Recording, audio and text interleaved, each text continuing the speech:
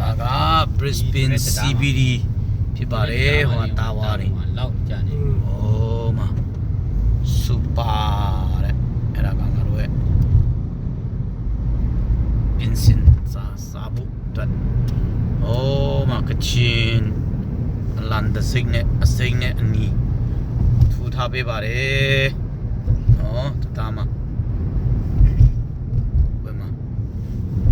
မလေးမဝင်တယ်နော်တဲ့တော့ Oh shit.